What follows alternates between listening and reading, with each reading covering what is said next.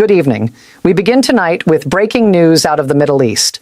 The diplomatic channels have completely collapsed. Tonight, Iran has instantly and publicly rejected President Donald Trump's proposal to end the war, calling the American offer nothing more than a demand for surrender.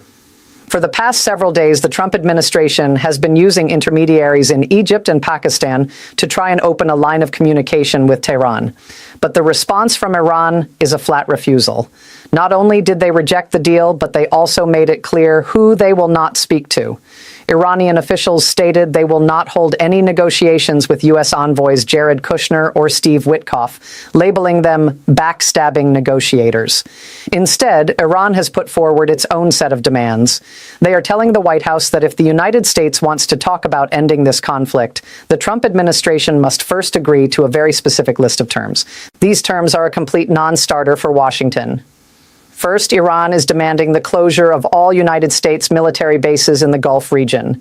Second, they want a new framework for the Strait of Hormuz. Under this plan, Iran would collect transit fees from every ship that passes through the waterway, similar to how Egypt operates the Suez Canal. Furthermore, Iran is demanding an end to all international sanctions. They are requiring Israel to halt all operations against Hezbollah in Lebanon.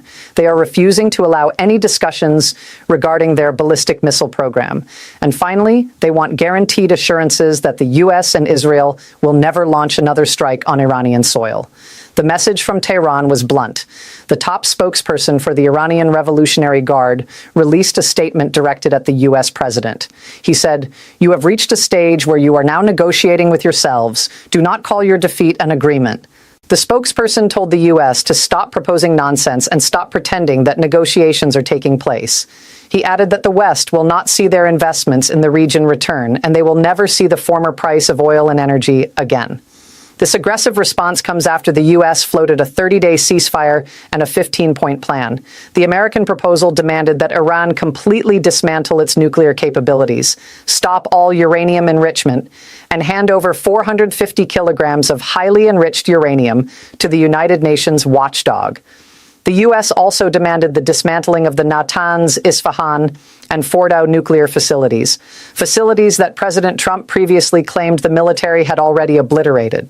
The plan required Iran to abandon its regional proxy groups, keep the Strait of Hormuz completely open, and restrict its missile programs solely to self-defense.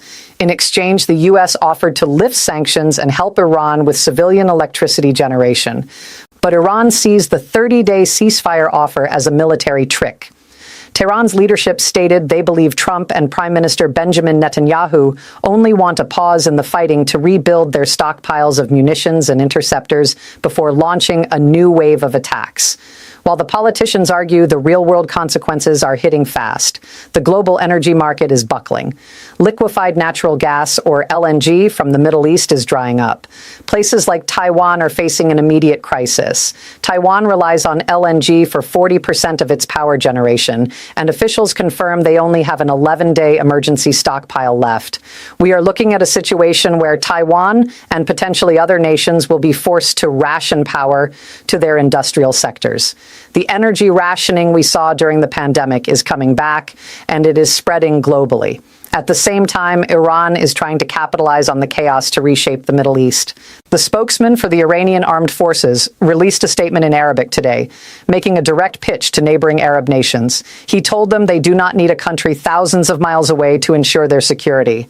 He accused the United States of viewing Islamic countries as cash cows and urged Arab leaders to learn from the military defeats of 1967 and 1973 by forming a comprehensive unified defense alliance without American involvement. There are also unconfirmed leaks to the American media suggesting Iran might prefer negotiating with Vice President J.D. Vance.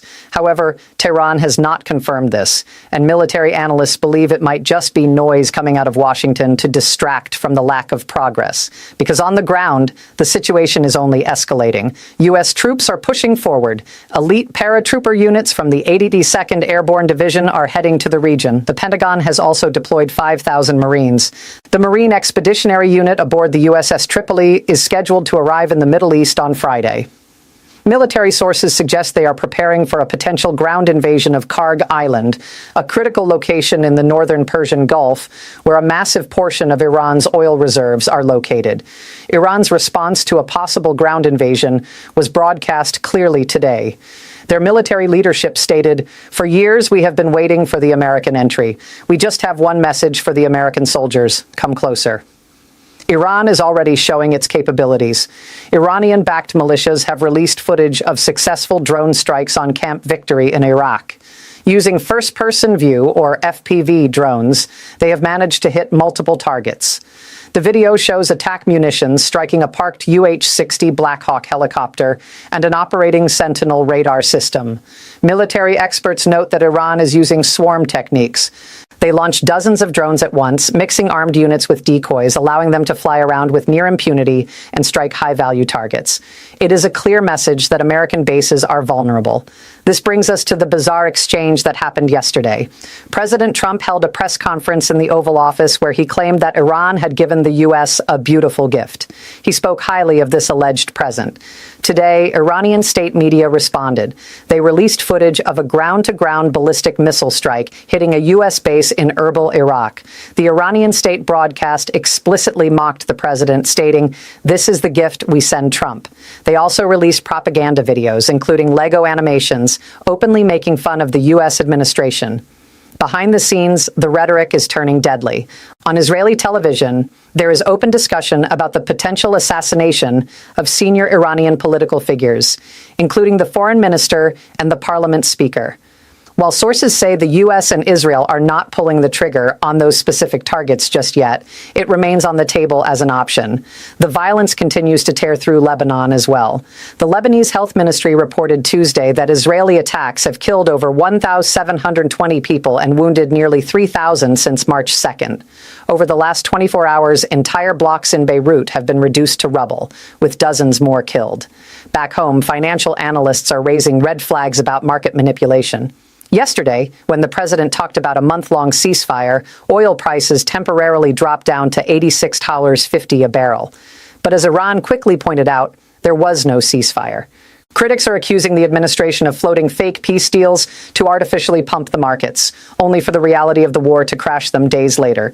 Finally, there is the human element. Just 2 months ago, hundreds of thousands of pro-democracy protesters filled the streets of Iran. The president promised them the United States had their back, but no help came, and thousands were killed in a brutal government crackdown.